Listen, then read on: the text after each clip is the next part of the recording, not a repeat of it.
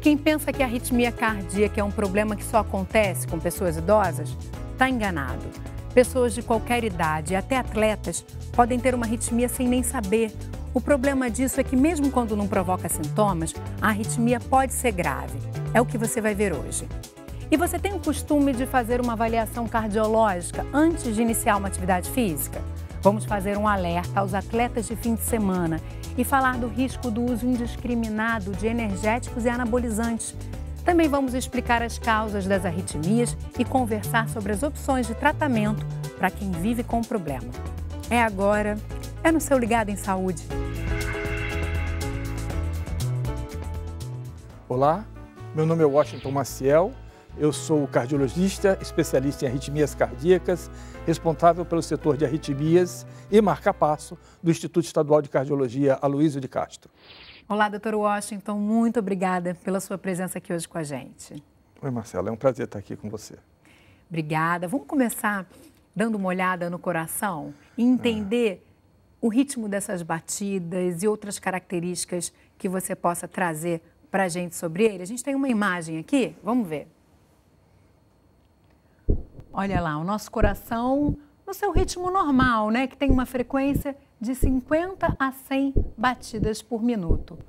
O que mais que a gente pode falar sobre ele? Bom, o coração ele não tem uma frequência fixa. Quando você está em repouso, ele tem uma determinada frequência que atende à necessidade do seu corpo em repouso. Mas se você se levantar e fizer uma atividade do tipo correr para pegar o ônibus, a frequência vai subir. Então é natural que a frequência cardíaca varie em diversas situações e mesmo ao longo do dia em horários diferentes. Mas em repouso, normalmente 50 a 100 vai ser um número de batidas adequadas, ritmadas, funcionando a bomba, essa contração de uma forma mecânica, bonitinha, por causa dessa parte elétrica, que primeiro dispara para depois a bomba poder funcionar e bater bonitinho, como nós vimos na imagem. É um funcionamento extremamente complexo, né? E que, em alguns casos, acaba mudando um pouco o funcionamento, né, dele. A gente vai ver dois casos de uma mudança nesse ritmo do coração, né? Vamos começar mostrando a taquicardia? Vamos ver. Aí a gente já tem um batimento diferente, né? Que é acima de 100 batidas por minuto. Então, isso acontece o tempo todo com quem tem taquicardia ou não? São eventos também, momentos em que esse coração vai bater mais acelerado. A taquicardia pode ser um fenômeno absolutamente fisiológico.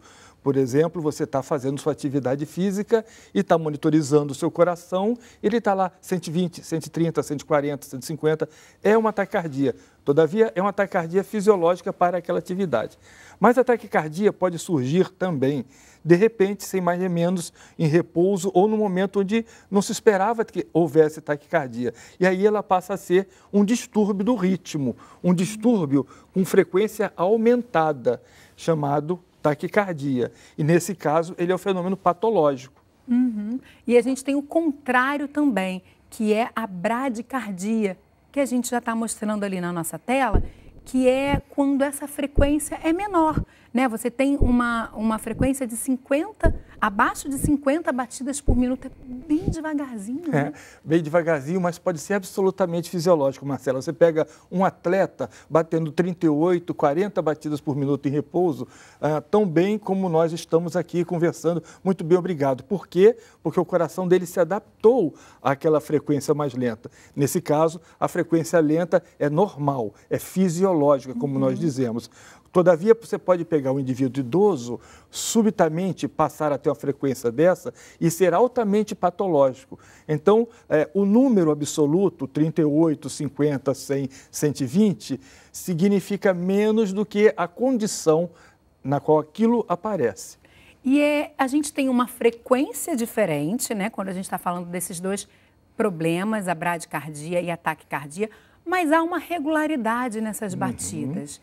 Né, doutor? Eu quero que você traga aí outros problemas relacionados ao ritmo do coração que já falam um pouco dessa irregularidade também, que pode ser perigosa. Perfeito, Marcela. Mesmo em frequência normal, em frequência de 60, 70, 80, a pessoa pode sentir uma sensação diferente, como um soco no peito, um soluço engasgado, alguma coisa como, que alguns descrevem como uma cambalhota do coração, em frequência normal. E isso é uma forma de arritmia, é um distúrbio do ritmo que deve ser regular.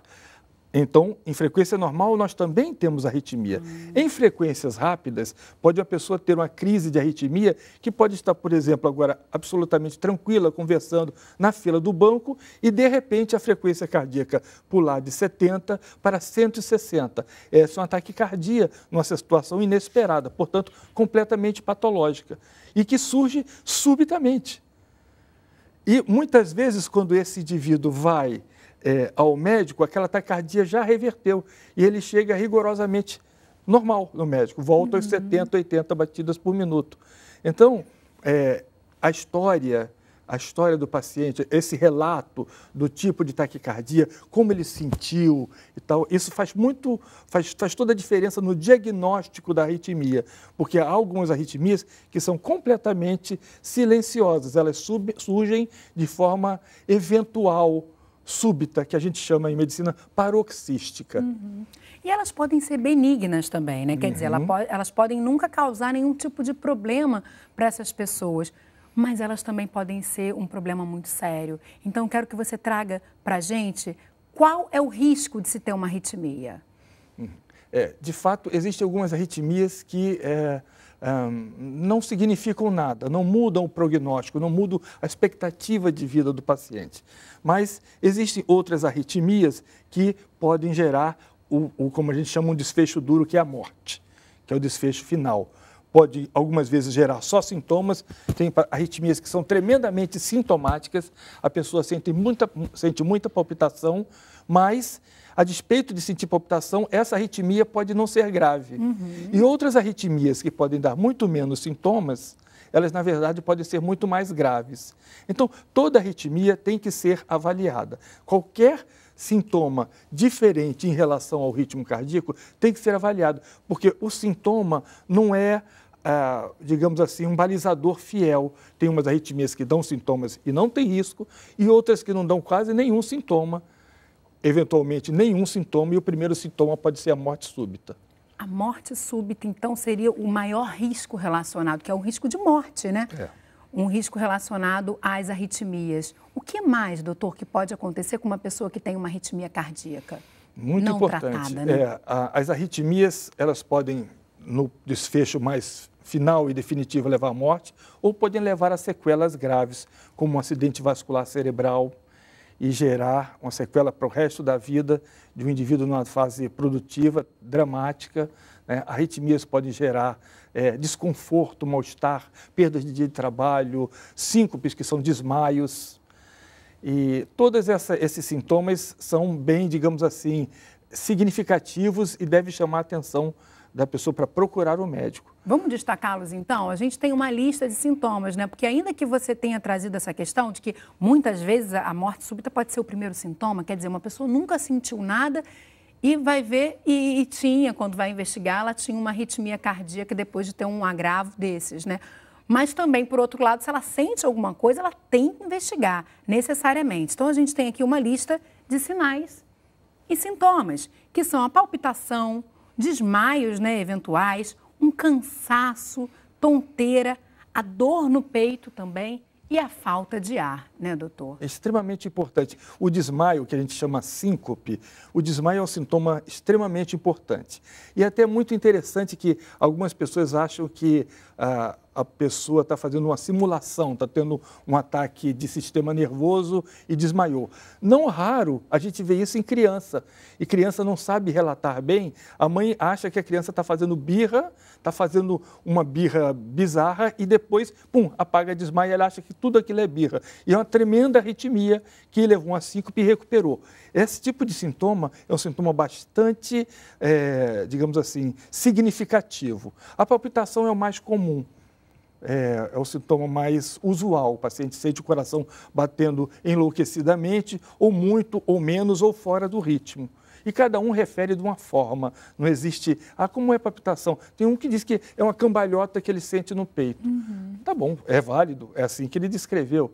Tem outros que dizem que não, é um soco por dentro do peito. Ok, é um soco por dentro do peito. Todos esses sintomas merecem ser investigados. Cansaço, falta de ar, dor no peito, todos esses sintomas sugerem que há algum distúrbio do ritmo cardíaco.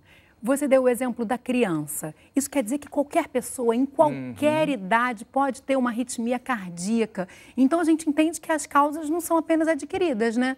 Eu quero que você fale, então, dessas causas que não são adquiridas e também, quando elas são adquiridas, de que fatores de risco a gente está falando? Perfeito, Marcela. Isso é uma informação extremamente importante. As crianças, elas não sabem, às vezes, se referir, dizer, não, que eu estou com uma palpitação. Criança nunca vai dizer isso. Vai dizer que está uma dor, sente uma coisa diferente. E aí a pessoa vai perguntar, mas é criança, nasceu normal e tem alguma arritmia? Tem. Tem algumas arritmias que são congênitas. A criança nasce com arritmia cardíaca.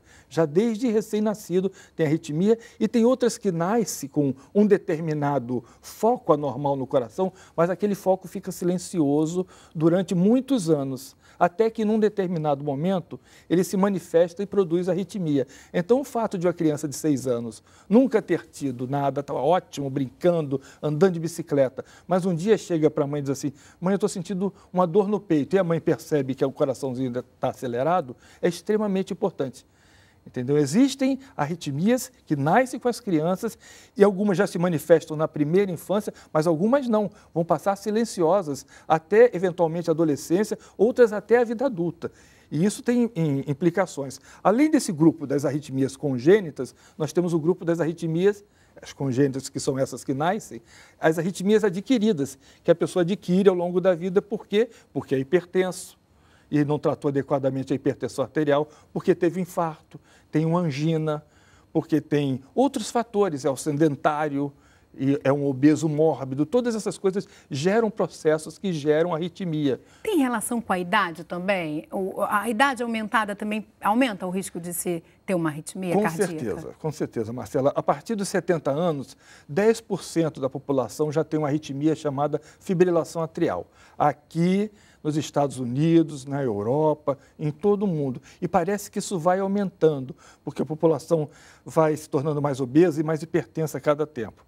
E, na verdade, agora as pessoas vivem mais. Então, nós temos um número muito grande de pacientes que têm arritmia cardíaca. Mas, definitivamente, a partir dos 70 anos de idade, nós estamos falando de pelo menos 10% da população só com um tipo de arritmia, que é a fibrilação atrial, sem considerar os outros tipos possíveis. Por isso que é muito importante a gente ter esse diagnóstico quanto antes, porque quando se tem uma arritmia dessa, você acaba se expondo muitas vezes a ações, a atividades que vão te deixar vulneráveis. É sobre isso que a gente fala. No próximo bloco eu vou fazer um rápido intervalo. Você vai entender como é que é o diagnóstico das arritmias cardíacas e também quais são as opções de tratamento. A gente ainda vai mostrar como é que pode ser a vida de uma pessoa que usa marca-passo. Não perca, a gente volta já já.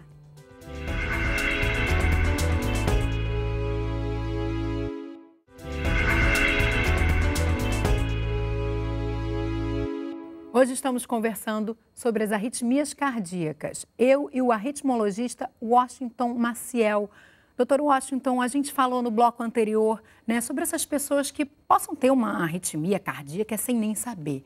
E aí, muitas vezes, elas acabam, por conta de hábitos e atitudes, se expondo a um risco desnecessário, né, por elas não terem essa consciência de que elas têm esse problema cardíaco. Que riscos, a gente já entendeu os riscos que elas correm, né, da morte súbita, o AVC e outros que você trouxe, mas que atitudes são essas? Eu quero que você faça um alerta aí para a gente. Marcela, olha, hoje em dia existe uma certa, assim, obsessão por atividade física e por corridas, né? Por exemplo, só para a gente começar. Então, todo mundo acha que é atleta hoje em dia, todo mundo vai correr, corre na rua, sem nenhum tipo de avaliação.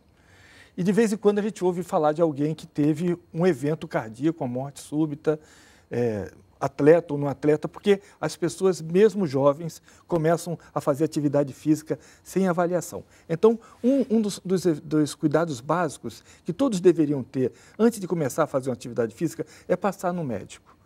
Mesmo se diz assim, mas e o menino de 6 anos lá na escolinha, vale a pena passar no pediatra, conversar com o colega, que se o colega achar que ele tem alguma coisa na ausculta, no exame físico, ele vai encaminhar para uma avaliação aquilo. Isso é pedido, né? Só que ninguém faz. Isso normalmente é solicitado, até nas escolas. Você já fez uma avaliação. Ou qualquer profissional de educação física, antes de iniciar um treino, também pede, traz a liberação do seu médico. Só que, de fato, deve ser pouquíssimas pessoas fazem, né? Infelizmente, e ocorre que, de vez em quando, a gente tem um evento desses em academia ou em maratonas. Em alguns centros do mundo, há muito cuidado de ter uma avaliação pré-participação, antes de você entrar para participar de alguma coisa. Isso é uma informação, né? Outra informação é que o jovem, hoje em dia, tem muito fácil acesso nos supermercados a estimulantes, bebidas que são ditas, que são energéticos, o álcool, infelizmente, é largamente vendido, e essas coisas são tremendos venenos para o ritmo do coração. Então, quem já tem um problema, isso quer dizer que quem já tem um problema, isso pode disparar ali um risco maior, perfeito, é isso? Exatamente. Às vezes tem o problema e sequer sabe que tem o problema. Ele tem um probleminha, nasceu com aquilo, está tranquilo, mas numa festa ele bebe tudo e toma todos esses energéticos. Nós não temos estatísticas aqui do meu conhecimento sobre isso, mas fora existem estatísticas mostrando a incidência de morte, que não é pequena, nesse grupo de jovens que fazem uso desse tipo de associação. Bombas, energéticos, álcool, às vezes a noite inteira.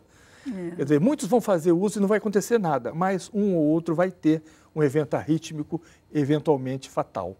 Certo. Então, a gente falou dos jovens, né, de pessoas que vão iniciar uma atividade física, mas depois de uma certa idade também é razoável que essa pessoa faça também algum tipo de avaliação constante. E até os cardiopatas, né, pessoas também que já tenham tido algum problema do coração.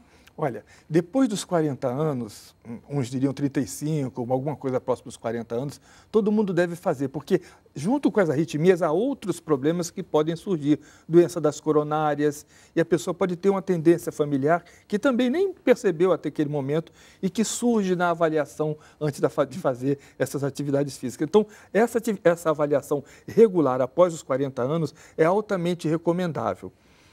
Ocorre que algumas academias estão prescindindo disso e as pessoas assinam um documento dizendo que não tem nada, como que assumindo a responsabilidade da sua própria... Pela sua própria saúde, pelo seu bem-estar. Né? E se engajam numa atividade física. Não é prudente, não é inteligente esse tipo de atitude, pode ser prático para alguma coisa, mas não é inteligente e altamente arriscado. A gente acaba vendo algumas complicações bem tristes. E depois que esse diagnóstico é feito, como é que é esse tratamento?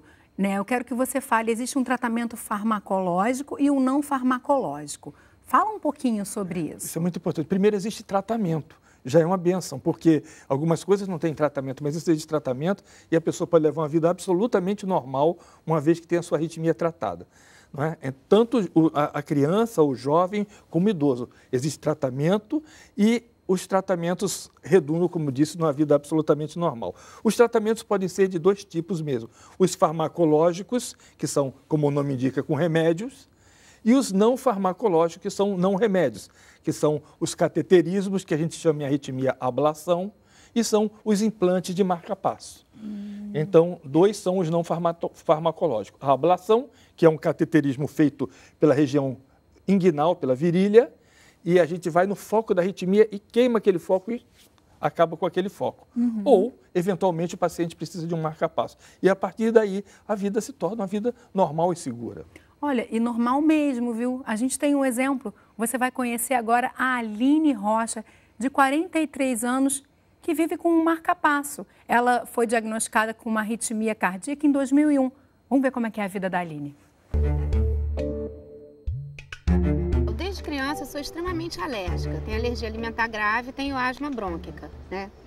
Então, sempre gostei de atividade física, mas como na época ainda era tudo assim muito...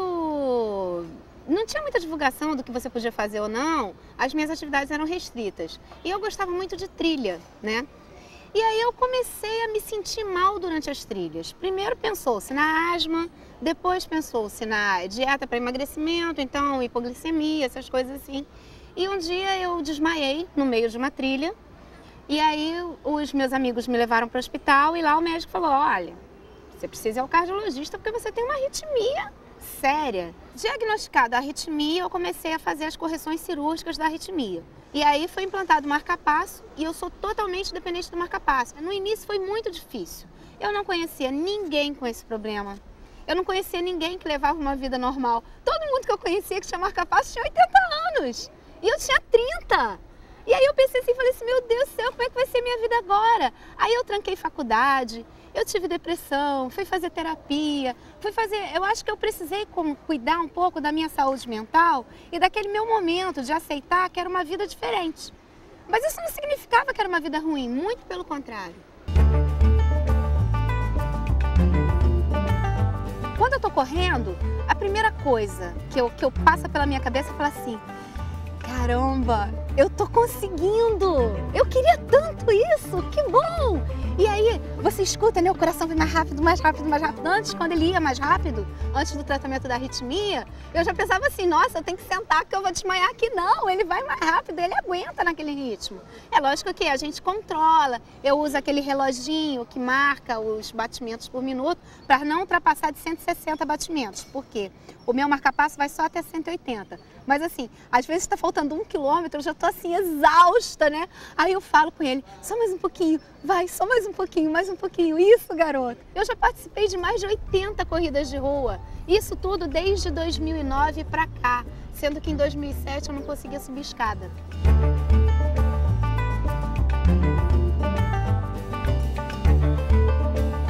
Resumindo tudo isso, a arritmia cardíaca é um problema muito sério.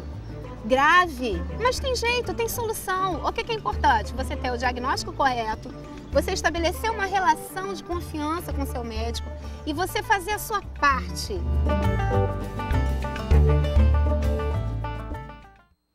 Olha, é animador esse depoimento dela, né? Mas é bom deixar claro aqui, gente, que a Aline, ela faz tudo que ela faz com acompanhamento médico, com treinamento, né? Tudo de uma forma muito responsável. Não dá para ter um marca-passo e sair correndo por aí, nem mesmo se você não tiver marca-passo, como bem trouxe aqui o Dr. Washington, você tem que ter uma avaliação médica antes de fazer qualquer tipo de treinamento, né, doutor? A Aline é um exemplo de disciplina, né? Porque ela, desde há muito, ela tem arritmia, ela passou por todo um tratamento não farmacológico antes, que ela fez até a ablação e depois botou o marca-passo. Quer dizer, existem vários passos que a gente dá até que o paciente leve uma vida absolutamente saudável. E recupere sua autoestima, né? A sua vida. Ela que sempre gostou de atividades físicas, como ela falou, né? De repente ela pensava que depois do marca-passo, como muita gente deve pensar, a vida acaba, você não pode fazer mais nada. Mas não, tá aí, né? Na verdade, ouso dizer que um cardiopata bem tratado, bem acompanhado, ele vive mais e melhor do que um não cardiopata, que não tem doença cardíaca, mas que nunca se tratou, nunca fez nenhum tipo de atividade física. A vida do cardiopata bem acompanhado é melhor e mais longa do que a vida desse outro. Ou seja, nossas doenças cardíacas hoje, graças a Deus, tem tratamento e um resultado, como vocês acabaram de ver, é esse aí na maioria absoluta dos casos. E tem tratamento pelo Sistema Único de Saúde também, né? É muito importante a gente falar que a maioria dessas técnicas que você está trazendo aqui, dessas possibilidades, a gente encontra na rede pública, né, doutor? Todas essas alternativas farmacológicas e não farmacológicas, nós encontramos na rede pública, com ablação e com marca-passo de última geração, do tipo desse que a Aline falou. O marca-passo dela vai até 180, que ela falou. Na verdade, 180 é a frequência que o cardiologista dela programou para o marca-passo dela. Se o cardiologista dela achasse que ela deveria ir só 160, ele programaria ela para 160. Então, nós temos um marca-passo que permite esse tipo de variação. Super moderno, Super moderno, na rede pública, disponível, graças a Deus, ao acesso da população. Para a gente encaminhar já o programa aqui para o final, existem hábitos que fazem muito bem ao coração. E aí eu quero falar sobre prevenção. Doutor, que hábitos são esses? Nossa, se a gente conseguisse abolir o fumo do mundo, a gente já faria um grande benefício à humanidade. Depois disso, teríamos que trabalhar no sedentarismo. O sedentarismo é terrível. O ser humano foi feito para a atividade física. O coração precisa da atividade física, os músculos precisam de atividade física. Depois nós temos a obesidade, um desastre escatológico de final do mundo, que parece que só vai aumentando, aumentando, aumentando, e vira uma epidemia tremenda. Depois, excesso de sal na comida. Hoje em dia, come-se 5, 6, 10 vezes mais sal do que seria necessário numa alimentação normal. Por conta, muitas vezes, das comidas também industrializadas, né? Os alimentos industrializados lotados de sal. Lotados de sal. Então, se a gente conseguisse banir o fumo, reduzir o álcool a níveis bastante civilizados, bem moderados, fazer atividade física, sobretudo atividade física moderada. A gente não precisa ser igual a Aline, fazer correr maratona, não. A gente pode fazer atividade física moderada, que essa é a mais saudável para o coração. Não é? Reduzir esse excesso de peso, reduzir o sal, nós com isso tudo já reduziríamos dramaticamente as arritmias e todas as complicações cardíacas na ponta de lá. Maravilha, doutor. Muitíssimo obrigada pelas suas explicações, pelas suas orientações, viu? E até uma próxima. Muito obrigado, Marcelo. Obrigado a todos também pela audiência. E o programa de hoje fica por aqui, mas se você tem alguma sugestão de tema, manda pra gente. Envia para o ligado@canalsaude.fiocruz.br ou então liga para o 0800 701 8122. E se você quiser rever programas antigos, você pode acessar o nosso site ou então a página que a gente tem no Facebook. A gente se encontra no próximo Ligado em Saúde. Tchau, tchau.